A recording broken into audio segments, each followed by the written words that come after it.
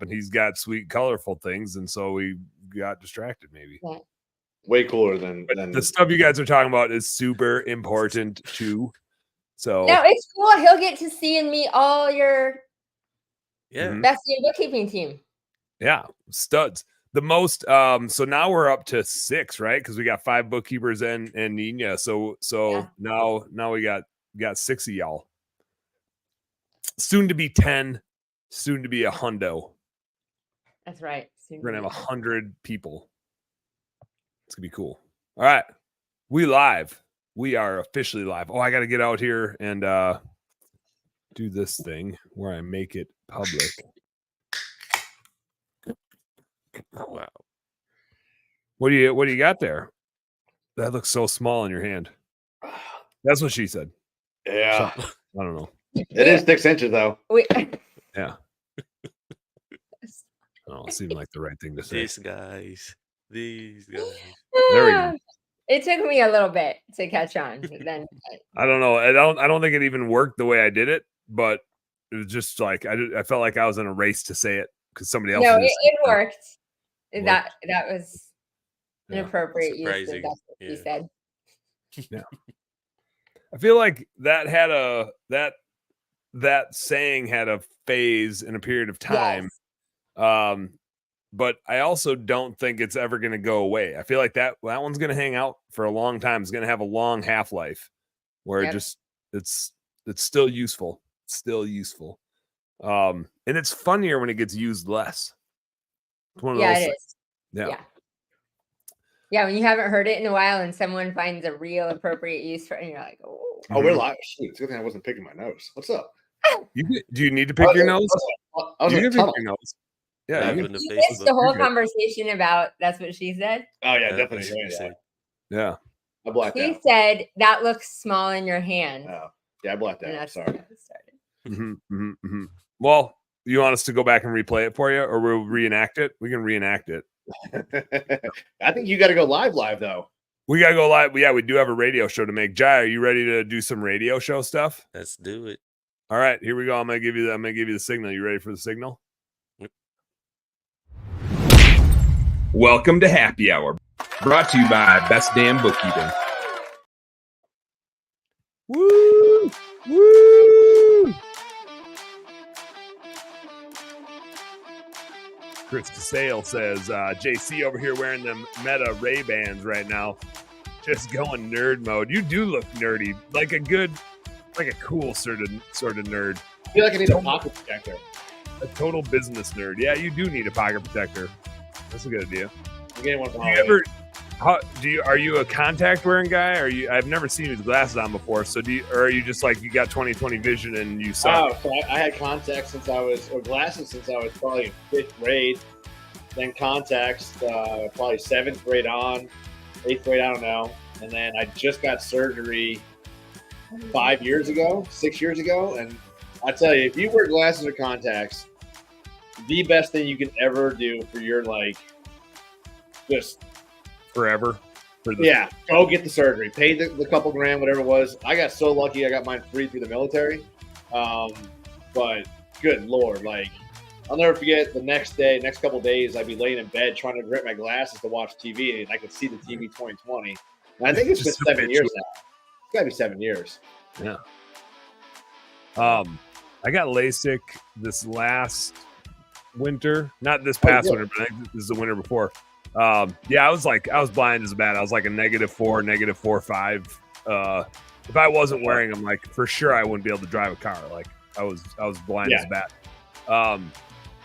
Chris says trying to catch me white and nerdy. I think that's a little Weird Al. I think there's some Weird Al going on there. But I got LASIK. My right eye, totally fine.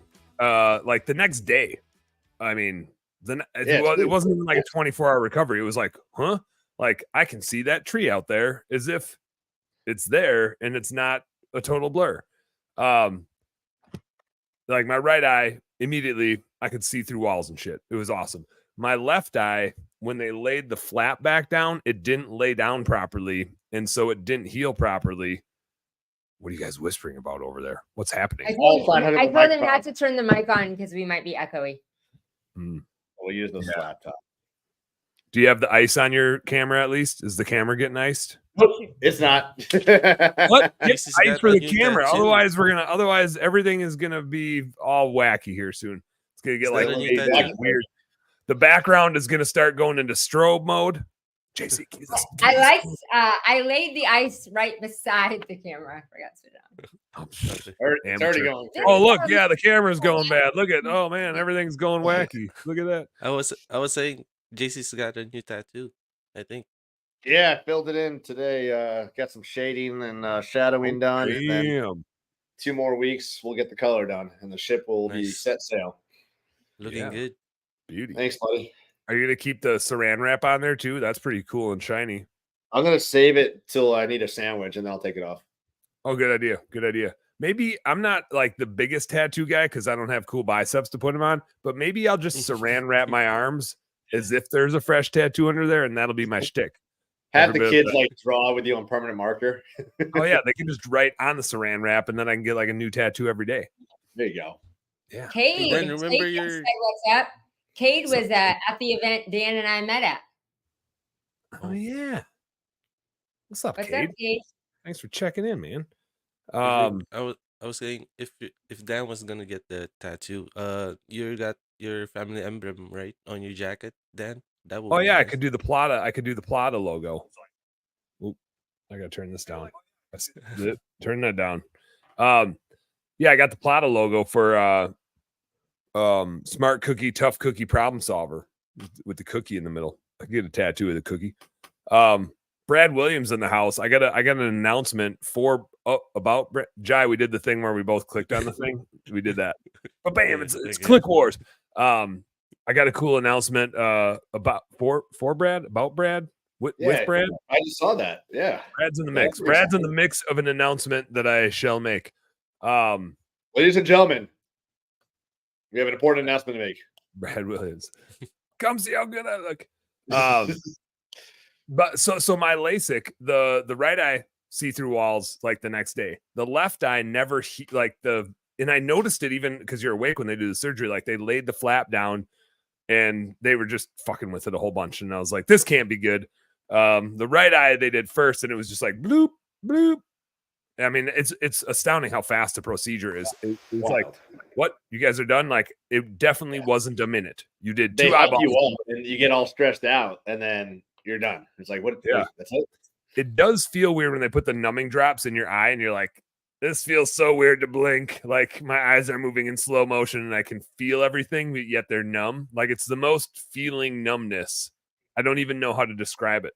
Like your eyes are numb, but you can feel that they're numb. You can't feel the surgery on them or anything, but your face gets funny around it so that when you blink, it just.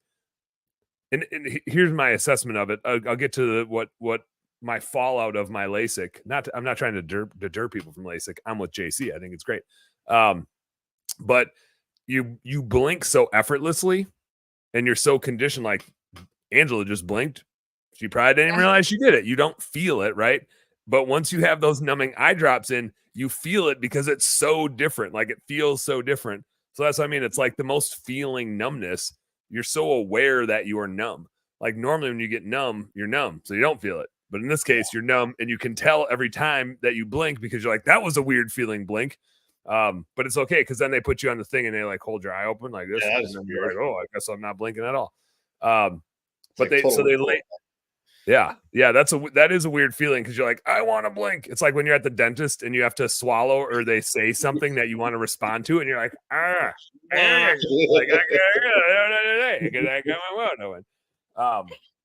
but yeah. So my left eye, they're like, well, let's see if it heals, and like that eye was just blurry as shit the next day, and then the next couple weeks, and then a month later, still very blurry, and so like I kept going back in and eye drops and stuff like that. They ended up, it wouldn't heal right. Like it just didn't lay flat. And then they had to do what's called PRK, which is just aggressive LASIK. And it's like, it's as if LASIK is getting a massage and PRK is getting punched in the face. That's kind of how they are. So then I got PRK on my left eye, and man, that hurt. Like not the procedure didn't hurt, but the after effects, like LASIK, in the day, I was like, I forgot that I had it. Like I actually had to be careful about my activities after LASIK because it was so fine. Like it didn't hurt bad. But PRK for like the next week, I just remember it was as if both my eyelid and my eyeball were made of different grits of sandpaper that didn't like each other. And just every time I blinked, it was just like a watering, and you couldn't put an eye drop in that would make it feel better. It was just like a week of grinding that out where like every once in a while I would just be like, ow, ow, ow, like just total squint. But now it's better, and now I can see fine. That eye does dry out every once in a while on me still. So I had the PRK on both the eyes, but Oh, I you think had the to do worst, PRK on both of them? yeah, but it wasn't bad. It really wasn't. Like, I mean, now that you said you know the difference between LASIK and PRK, like, I wonder if mine was just so bad. I just thought I it bet was you normal. did. I bet you didn't even realize it. I bet you were like, this is just what it is. Yeah. LASIK But was like somebody gave me a massage. That I was what think it the worst was. part about it was you want to share that? The smell. The smell of your eyeball burning was probably the grossest part. Yep. The PRK definitely had some of that melty melt of the eyeball. Yep. Yeah. Yeah. The LASIK wasn't too bad with that. Yeah, there's nothing worse than burning eyeball flesh. I bet there's worse things, but that's up there. Well, that day was. Chris, I was too busy telling my story. You might have already put this on the screen. Chris said, "Y'all ever power wash, blink, and realize your eyelid is coated in chems, and you can feel yourself blink?" That makes me feel uncomfortable just sitting here and reading it. Chris, Jeremy Messer in the house. What's up, Jeremy? Joe, I'm pretty sure Devino was talking about UJC. Said he looks like a sniper. It's like a sniper ready for hog hunting. And I can record the bullets going down range now, like FPV right there. Oh yeah, slow it down, multi-frame per second type of stuff. Brad's not down with all the eye stuff, says that's freaking him out. I see what he did there. I got I got to talk about Brad's new podcast. That's a teaser. Brad's got a sweet new podcast. That's just different. It's just super different and super cool. And it's like right up my alley. I also got to remind everybody, we got our recruiting webinar going on. We did part 1 last week with Sean Day from Higher Lead Chill. It's a 5-parter. There's 5 different elements that we broke down in the recruiting process, hosted by Home Service Happy Hour. Sean Day is our talent. He's the dude that's coming in to do all of them. So last week we did one on labor market research, trying to understand who's out there, where they're searching, what they're looking for, who's hiring them, right? Especially in the trades. They aren't searching for our jobs. Nobody's going out there saying, I want to work for a pressure washing company. Like maybe there's a couple people, but the majority of people we hire, that's not what they're searching for. They're searching for general labor. They're searching for a warehouse job. They're searching for all sorts of other jobs than working in the home service industry. And so Sean was teaching us where to look and what keywords to use. And he even offered up free time with him so he can help you figure out what people are searching for in your market. And good recruiting, like good marketing, always starts with knowing where people are at, where to go find clients, where to go find applicants. So that's step 1. Step 2 that we're going to get to next week, we're going to do it on Tuesday, I think July 2nd. It's all about job ad writing and making it be sexy. It's not a job description. When you're recruiting, it's just marketing. It's not a job description. Nobody's going to come work for you based on your job description. It's how do you write a job ad that is exciting, that's all about your culture, sets good expectations, attractive, fun, and gets people to click. Like you're trying to get clicks. Again, it's just marketing. And Sean's got some cool AI stuff that he can show as far as like writing that job ad too. Webinar number 3, whatever's 2 weeks after next Tuesday, like the 16th or 17th of July, I think it's on the 17th is when we're going to do it. Is all about filtering applicants. Because if you're doing the first 2 steps right, and our data over time shows you need about 100 applicants to get a good employee. And you want to get 100 applicants to get a good employee. You might get them in 20. But if you hired somebody in the first 20, there's a really good chance you just like reactively hired somebody and they are not the best of the best. They're just the best of those 20. That doesn't mean they're going to be an all-star player for you. You need 100. And if you're going to get 100, you need to efficiently get through those 100 because you don't want to look at 100 crappy resumes on Indeed when there's 1 or 2 good people in there that you're actually going to want. So building an automation to filter out applicants so that of those 100, you maybe target 10 of them. And when you target those 10, you hire 1 or 2. Number 4, I'm going to do more of the talking and less of the question asking because it's all about using group interviews to get through those 10. Ideally, and I did this for our account manager job, I got 500 applicants and I probably had about 50 come to that I invited to the group interview. And even then, I don't want to do 50 interviews. That sounds absolutely miserable. And so using group interviews to get through 50 people, build your bench, have the best team in the world. And the cool thing about when you get through that many people, and I have this now, I have 4 people that I want to hire for our account manager role. I already have 4 that I've hired. I have 4 more that I really want to hire. And I just keep taking, like, I have a whole bunch that I interviewed and would be fine for my job. And if I was reactively hiring, I would have hired any of those people. I'd have been like, yep, you can do this job. You seem okay. But I'm just never going to get to a whole bunch of them. They're good, but they're not great. And so now I just keep cherry picking great people from like this list of people that I've already interviewed. They're not like the next person I'm going to interview. I've already group interviewed them and one-on-one interviewed them. And I just keep picking off like the cream of the crop.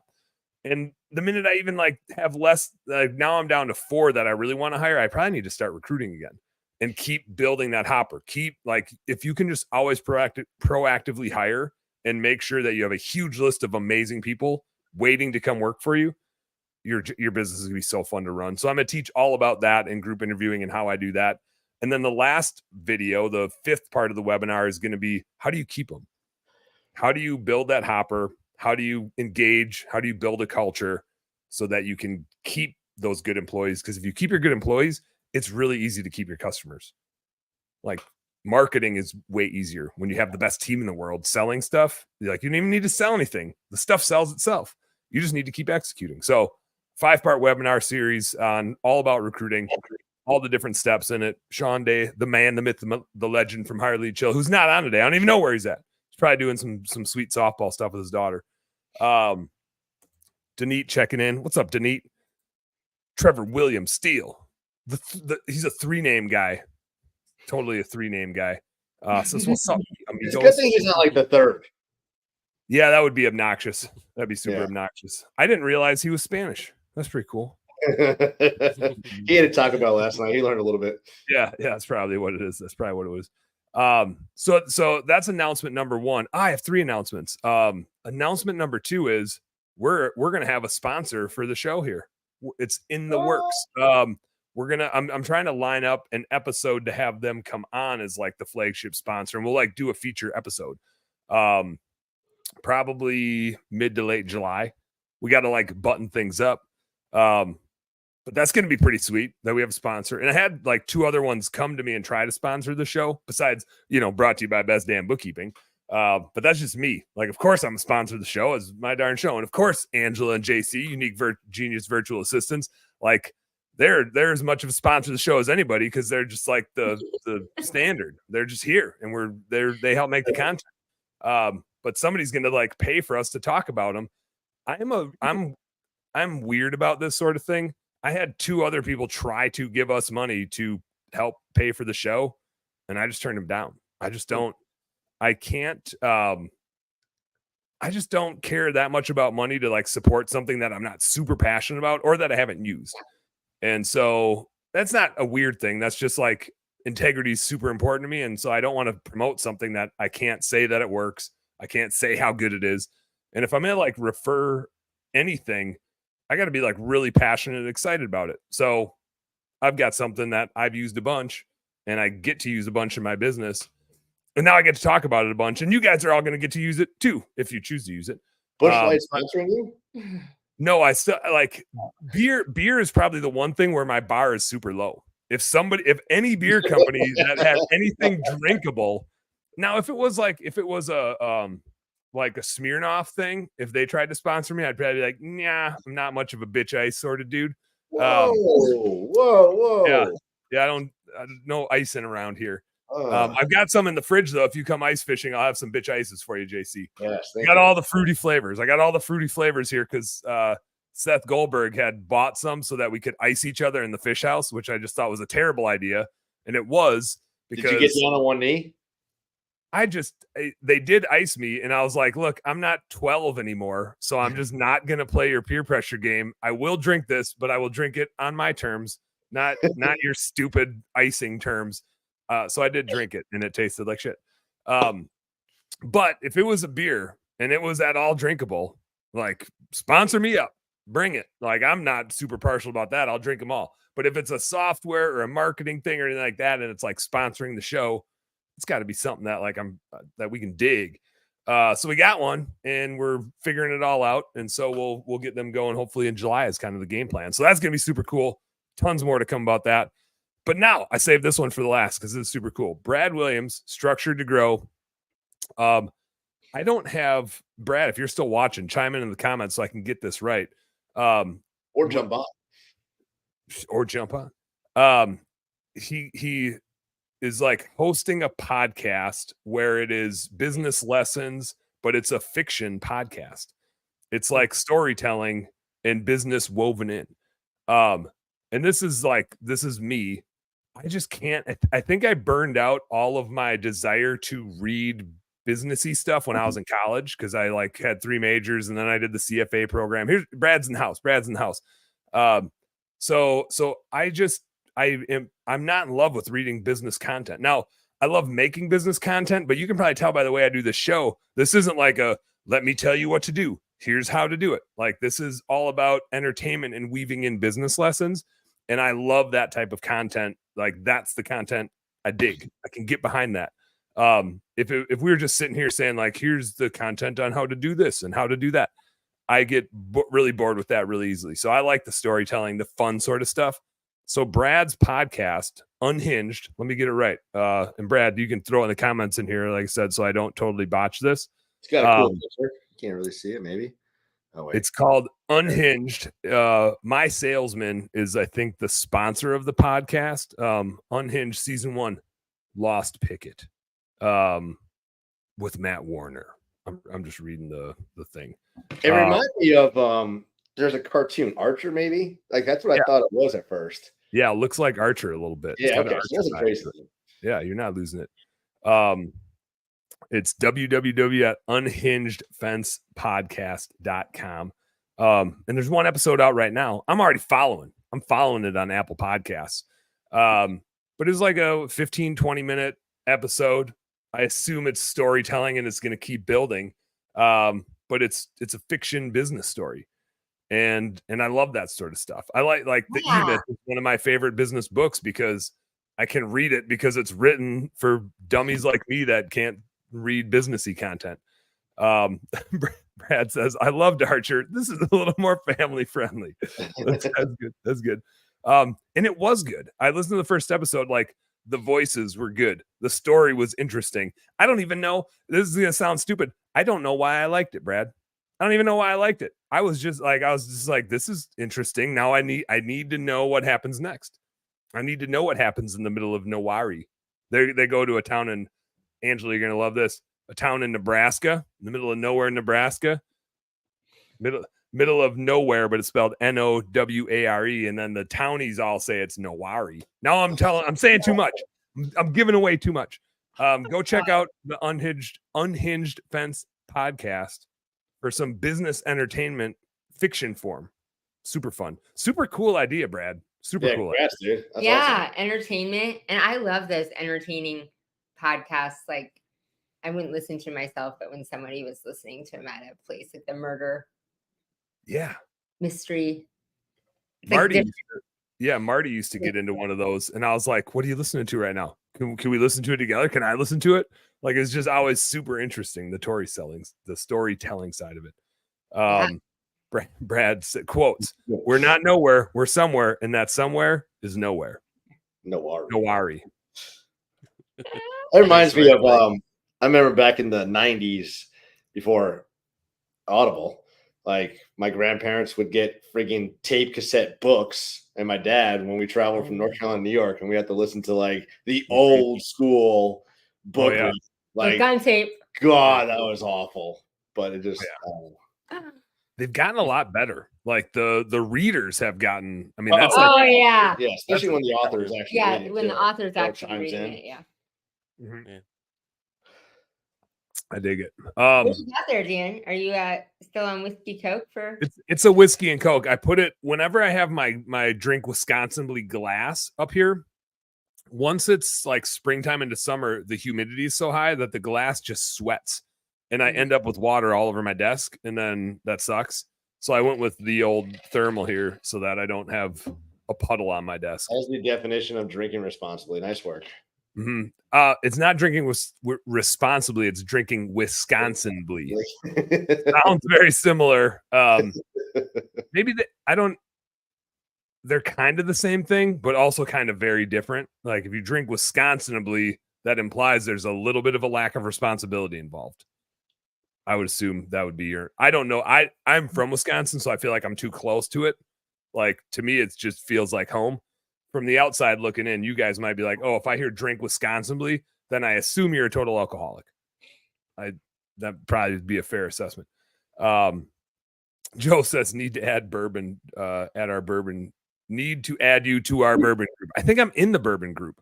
But I don't think I'm a good fit, Joe, because I'm not good at drinking expensive stuff. I'm just good at drinking cheap stuff.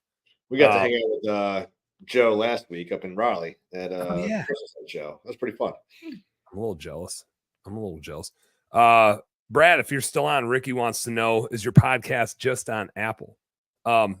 I know that it's not, because when I listened to it, I wasn't on Apple. And then I even had to ask Brad, like, can I get this on Apple? Because there's some other unhinged podcasts. And when I searched for it, I had a hard time finding it.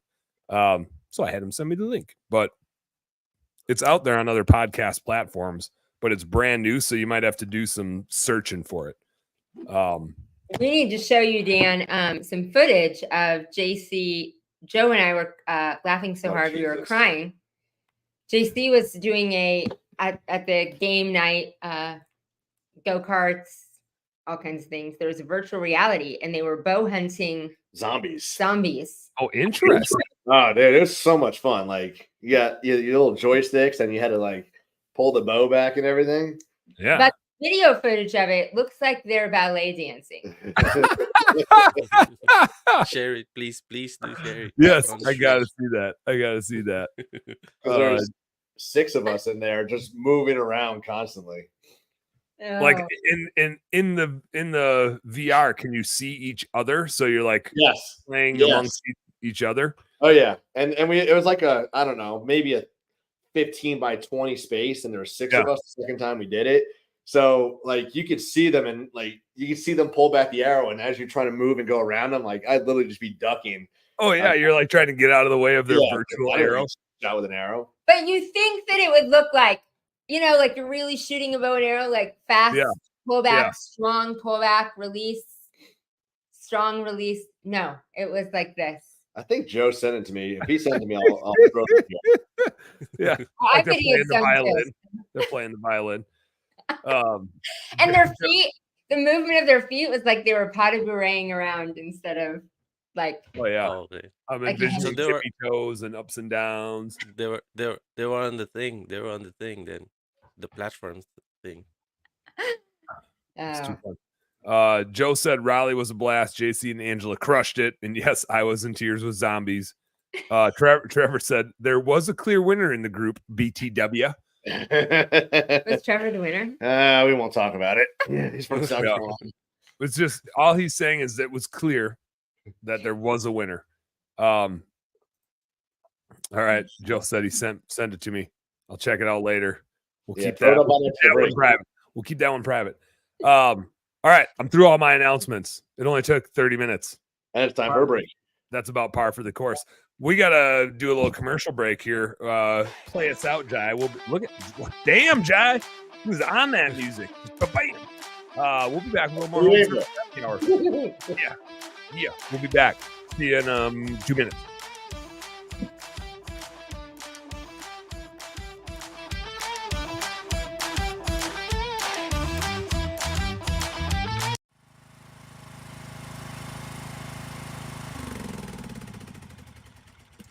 Landscapers, had enough of disjointed and outdated software? Upgrade to Aspire and say goodbye to estimating, scheduling, and routing frustrations. With Aspire, it's smooth sailing. Work orders? Handled. Mobile access? Done. Invoicing, payments, and real-time reporting? It's covered. Aspire's got your back. Why settle? You deserve software that works just as hard as you do. Learn more at youraspire.com. That's youraspire.com.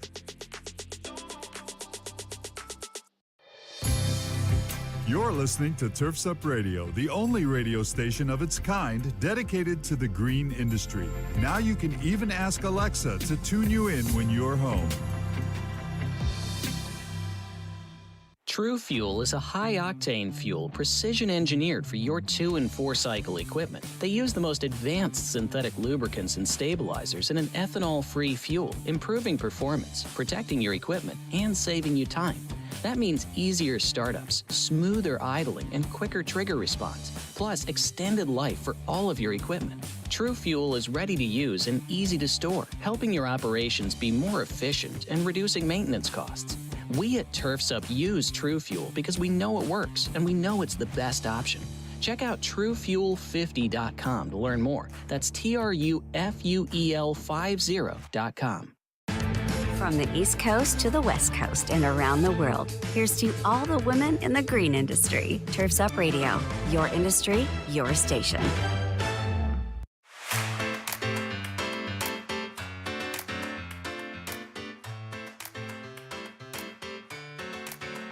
What's up, homies? Home service homies, to be exact. Welcome back to a little more home service happy hour right here on Turf Up Radio. We got Angela and Jared Chanowski in the house with Unique Genius Virtual Assistants. And we got our man Jai in the background just playing some sweet tunes. Sweet home service happy hour tunes. If home service happy hour was a real bar, we'd have like two things. We just play them over on a loop. This is just be always in the background. Be pretty sweet. Hey, I got a announcement number 4. I haven't started it yet, but in the works is the Business Owner Outdoor Badass group that I'm starting up for quarterly events. If you didn't catch that acronym, that's BOOB LLC is officially the name. It started as outdoor business owners, and then along the lines it changed to Business Owners Outdoors. And then I think Seth Goldberg was the one that said, why don't we add a badass at the end of it? And, you don't have to twist my arm for a good time. So we officially officially now we have settled on BOOB as the acronym for Business Owner Outdoor Badasses. So if you like doing stuff outside, let me know. And it's going to be like hunting and fishing trips, usually like once a quarter, business owners.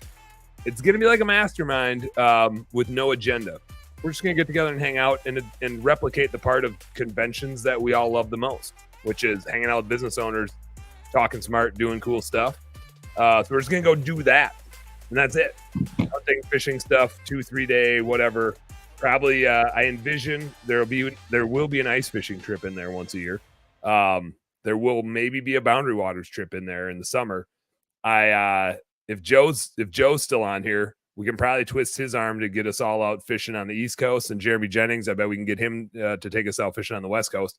I think a cool event to do would be a duck hunting thing in somewhere in the Mid-South where they got the big sloughs and you can fit like 20 people in one of those damn duck blinds. So we're gonna go do some stuff like that quarterly and just business ownery business stuff around a cool outdoors activity. Not for everybody. And it's not meant to be because most things can only handle 10 to 20 people anyway. And so it'll be kind of an invite only sort of group. But if you like doing stuff outside and it's your jam, just shoot me a message. I'm going to start getting things fired up and figuring it out and putting together the first event or two. I think we'll probably need a board. I think we're probably going to need a board. Joe, FYI, you're probably going to be on the board. I think Joe would be good. Jeremy would be good. You get both coasts covered, which is good representation and good just like decision making. And then my buddy Duke had a business. He just sold it. But I think he's retired then. So he would be a good board member because he would have time to organize events because he's retired. I'm going to a country music festival with him the next couple of days. So him and Ben will be there. And I'm sure Ben will be in. I don't think Ben would make for a good board member. I think Duke would be a better board member. Joe's definitely got enough time. He's always out. He fishes as much as I want to be out fishing. So I feel like Joe can be a board member. It's an unpaid position, by the way, Joe. Just so we're clear. It's an unpaid position. Joe's not fishing, he's hunting. If he's not hunting, he's with his kids. And if he's not doing either, he's thinking about both of those things. Or all three. And if he's with his kids, he's probably hunting or fishing. With the kids, yeah. That's why I keep having more kids, is it's an excuse where Marty can't tell me no. Like, well, Danny wants to go turkey hunting again. So I guess we're going turkey hunting. We went out. I fished twice this weekend because first Marty's cousin's daughters wanted to go. And I was like, the kids want to go fishing. I got to take them out. I can't not take the kids out fishing. These kids want to go fishing. They're deprived of fishing. It is my job as the redneck dude here to take kids out fishing. So Saturday I took Marty's cousin's kids out fishing. Sunday I took my kids out fishing. Yeah, just double boat time. Joe's thinking some night surf fishing for sharks would be cool. Plenty of room then. You got that whole beach. Yeah, and we'll figure out. It kind of be like event by event basis. We'll figure out the capacity. The one thing that's going to hold for sure is if you're in and you sign up for an event, you pay up front, and if you bail, JC, you still have to pay. That's the rule. And then that money goes to like the food and the beer and the whatever for that event. So it's fine if people back out, and it's going to happen to all of us, right? But it's a non-refundable deposit, and then that will finance the fun activities at the event. And it'll be one thing that I didn't like about some previous masterminds I was in was it just ended up being a way for them to make money, and that felt not mastermindy. And so this will be like open books. Like I'll do the books for it. I know a bookkeeping guy. But then it'll be like open book so that we can see what, like, when we pay money and like how it gets used. So anyway, we're just going to do cool. Oh, Zig's in the house. Zig. I don't think Zig wants to be a board member, but Zig's in for sure. He's in the boob. He's a boob. Chad Murray had said when I had Chad on last week on the late night show. Yeah, Zig said, are you talking about the outdoor thing you mentioned the other day? Yeah, business owner, outdoor badasses, Zig. You're in. I assume you're in. Why wouldn't you be in? You're a crazy business owner, outdoor badass. Chad Murray said he's in, but I think he just liked the acronym. I think he was like, oh, I'm a total boob. That was exactly what he said. Zig said he wants to be a board member too. We don't make shirts though. Like that, the shirts would be kind of cool. Yeah, that's what we were thinking. Like, yeah, there's a lot of opportunity for logo ideas. So that'll be important. That's going to be an important part of the group, is that we have cool stuff to wear to represent boob. Goodness. Well, and then you have the B's, and then take the second B and face it inwards. So then it's like very symmetrical. Yeah. Then if you look at it in a mirror, it still works. And the O's are going to be, Yeah, you just have a little dot symbolic of the name. Yeah. Angela, get your head out of the gutter. Disgusting. That is so immature and disgusting. I can't believe you would go there. Skip said, would all the board members be referred to as the nipples? Yes, I think as of now they will be. Good job, Skip. Oh man. Jai's laughing his ass off back there. Sorry guys, I'm sorry. It's just nonstop. It's just like this. It's a slippery slope, because once the ideas start coming, how are we ever going to get anything back on track? Kind of like the cow, the bull. Yeah, the bull. it can't go as bad as Ben and the cow.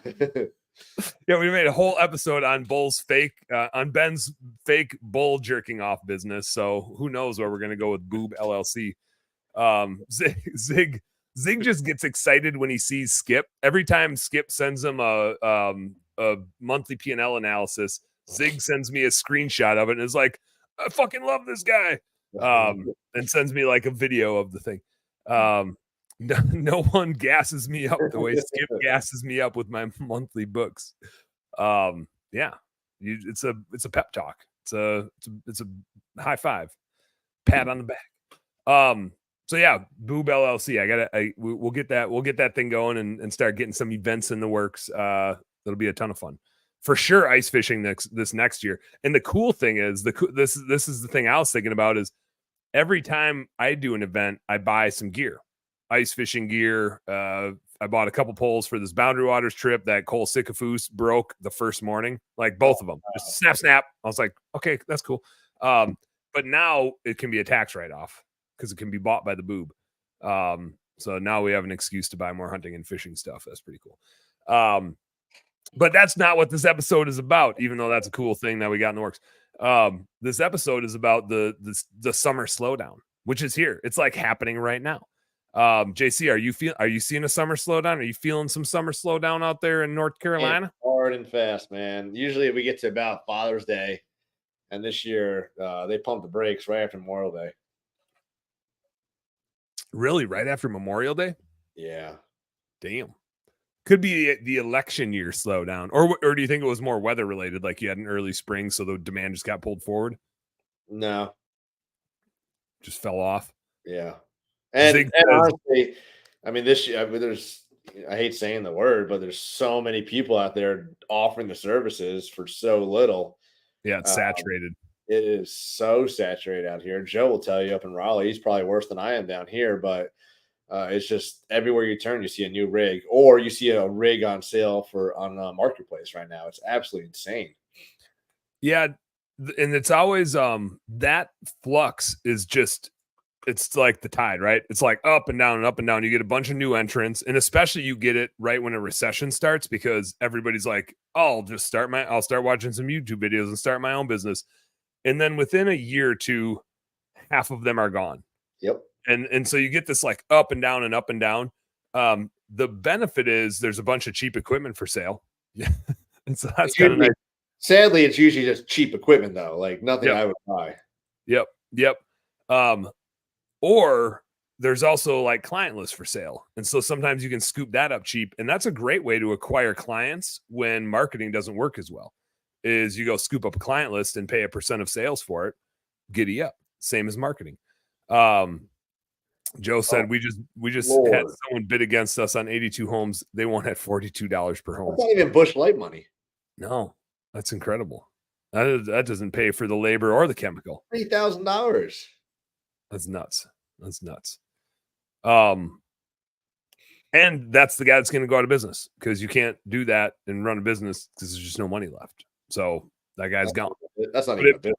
That's it's gonna take some time for him to go out of business, but it's gonna happen. And Zig said, "Dude, it hit me so hard, slow." That's how he typed it, slow. So I want to talk about that because it's normal. Like we know that this year's probably a little extreme, partially because of the economy, partially because of the election coming up, and it's the summer slowdown. Let's do this. We got to squeeze in one more commercial break. We might as well do it now, and then we're going to come back and spend the home stretch talking about creating demand when the things are slow. So don't go nowhere. I got a ton of ideas. Not a ton of ideas. I have a few really good damn ideas to run by you guys, so don't go nowhere. We'll be back with a little more home service happy hour right here on Turf Up Radio.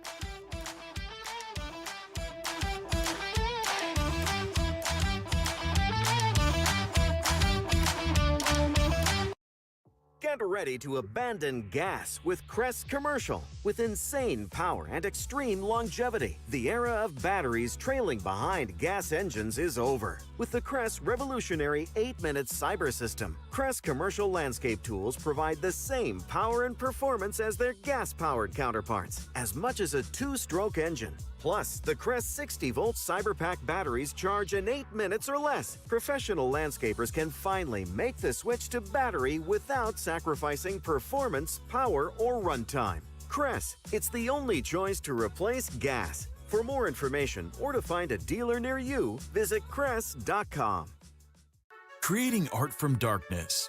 For over 20 years, Cast Lighting has designed and manufactured the world's most durable, energy-efficient, and technically advanced landscape lighting products available at astonishingly affordable prices. Cast offers an all-encompassing line of products with everything you need to get the job done. Cast Landscape, their most durable product, is best-in-class, low-voltage landscape lighting made of solid bronze with integrated and drop-in LED technology. These fixtures are built to endure the most demanding environments. Source Lighting, a new division by Cast, is your source for professional grand landscape lighting made of durable brass, offering both integrated and drop-in LED technology, and backed by Cast, the world's most durable outdoor lighting. Cast Lighting gives you innovative, state-of-the-art, old-world craftsmanship with tomorrow's technology. Visit their website at cast-lighting.com today. That's cast-lighting.com.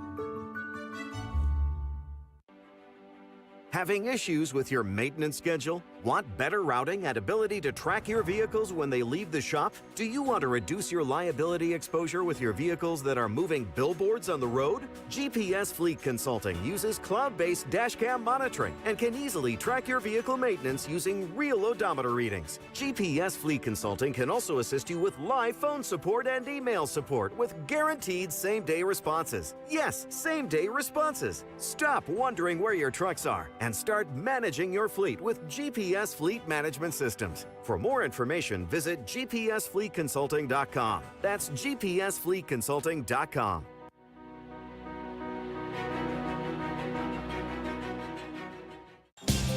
From the East Coast to the West Coast and around the world, no one rocks like Turfs Up Radio. Turfs Up Radio, your industry, your station.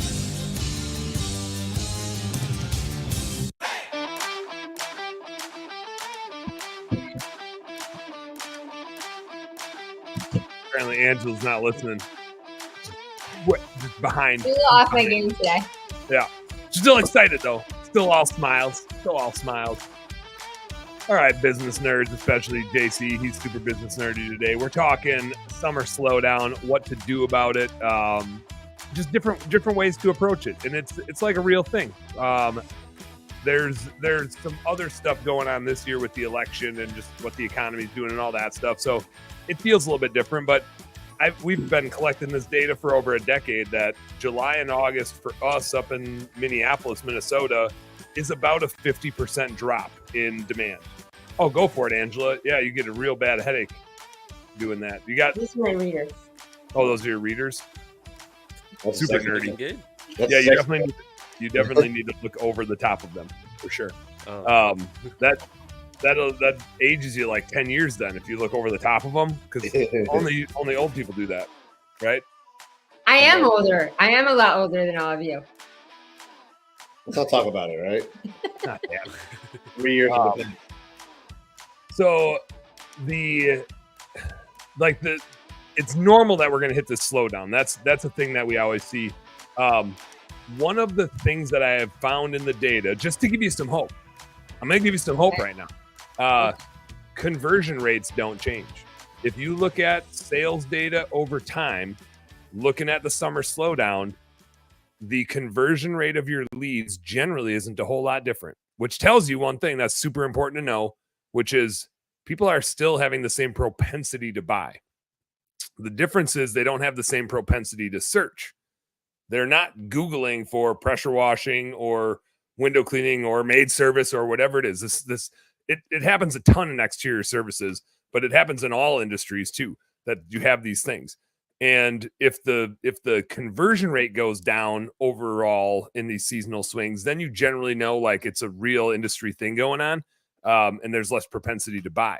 But right now it's a lack of propensity to search, which is just because they're doing the same thing you're doing. You got kiddo sports every night. That's me. Like tonight, I got to leave here. I got to go get my fish house for this event that we're going to this weekend. Then I got to get back to take my kids to soccer. Then I got to get back to doing our podcast. Then I got to pack for being gone for the 4th. And so I'm not searching for anything. Are you guys searching for anything? Probably not. You probably got shit going on, especially over the holiday week here.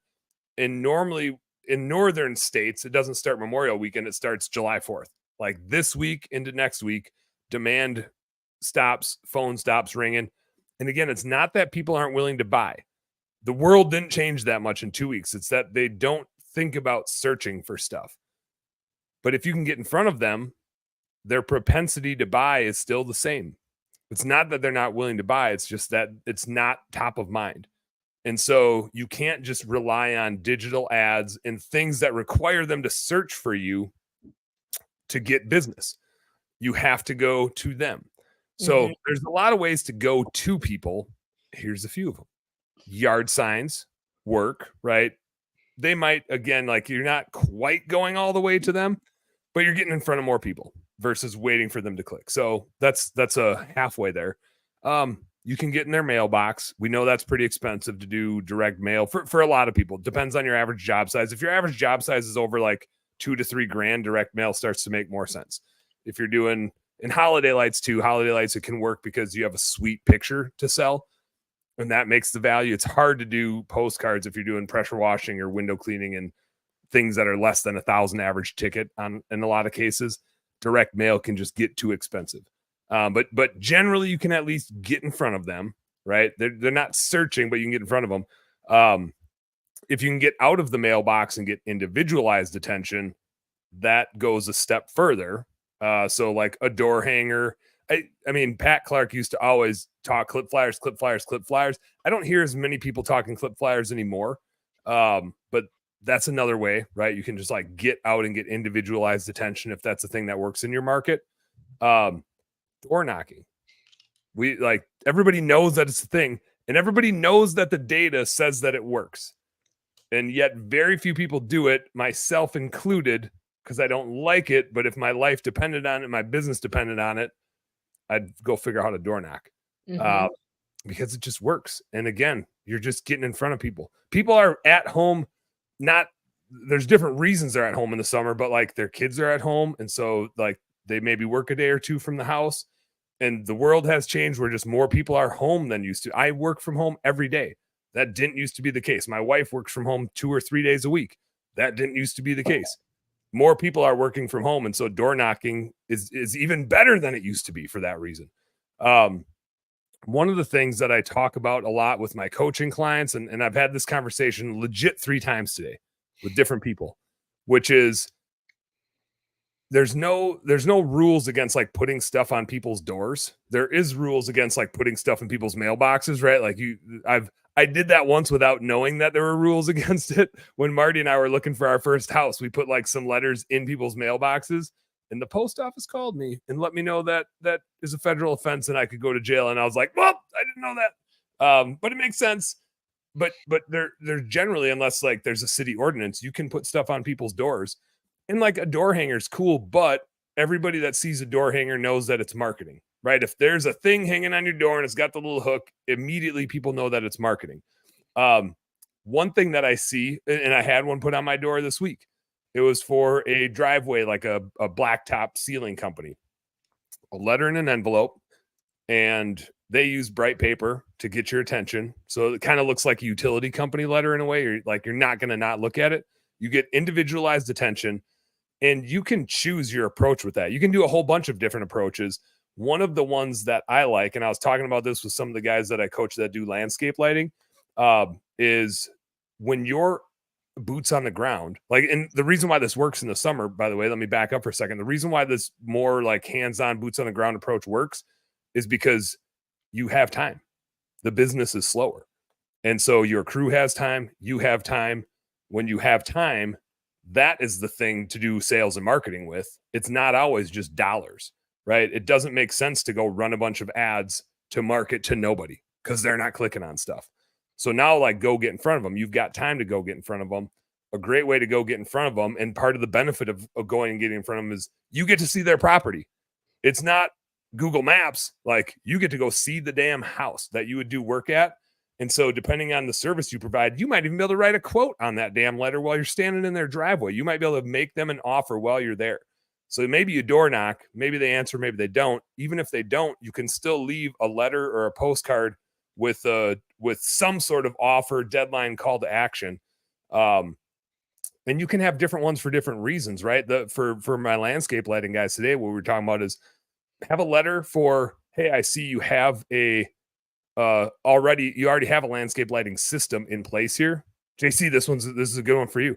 I see you already have a landscape lighting system in place. Well, we're going to be out in your neighborhood on these days doing work. And if you want us to swing by and tinker with you, like if you got anything wrong, if some wiring's wrong, or if your transformer's acting funny, if you got bulbs out, give us a call. We're already in your neighborhood. We'll swing by and check it out with you.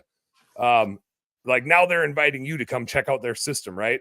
And it doesn't really cost you anything. You're already in the neighborhood. And of course, if nobody calls, you're probably not going to be in that neighborhood. But if they call, by default, you're in that neighborhood.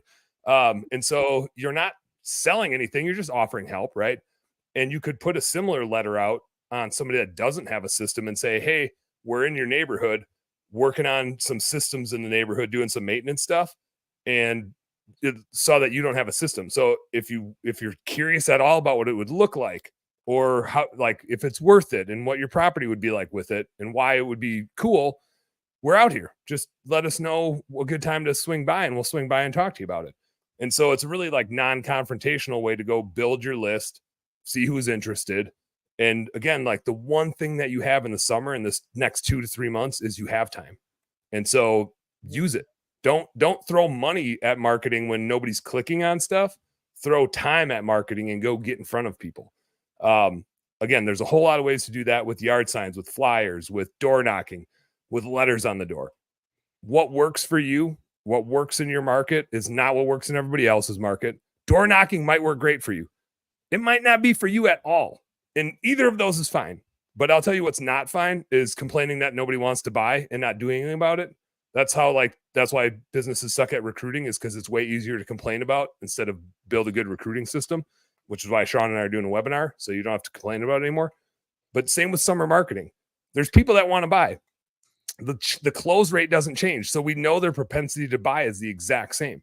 Their propensity to search and to click is way lower. So change it. Change the way you talk to them. Change the way you market to them.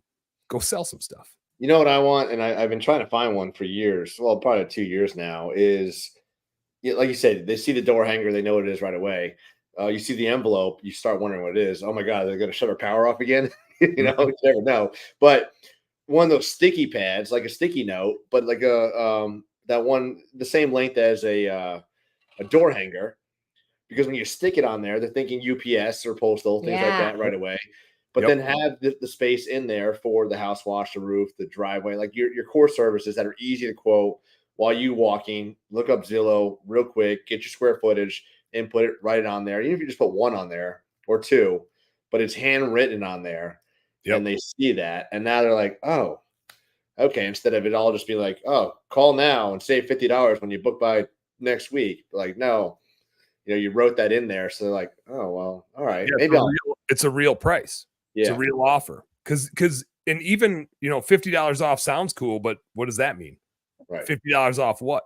What? Versus for $450, we'll clean this siding, and you and I can both see from right where we're standing, where I wrote this quote and where you're reading this quote, that you need a siding wash. So like you can't deny that. What you could decide is that it's not worth $450 to you. But if it was just $50 off, what does that mean? $450, we know exactly what that means. So do you want it or not? Yeah. And I have found, to that point, JC, I have found a price with no deal is better than a deal with no price. I like that. Mm. Yeah. Like people want the certainty. The same reason why people don't want to buy during an election year is uncertainty, right? Uncertainty is the thing that makes people uneasy. You can make the best offer in the world, but if I say, hey, 50% off if you sign up, right now, oh, well, my price is $10,000 for a house wash. So it's still going to be $5,000 to wash your house, right? Like, what does that mean? Versus it's $450. Like, I'd rather have the $450 price than a 50% off of an unknown number. And so it's just easier for people to act on something that they know versus something that they have to guess at. What did I say? I said something that like sounded like a quote, but wasn't a quote. I'd rather have a price with no deal than a deal with no price. Somebody, Jai, can we make a cool clip out of that? Copyright that.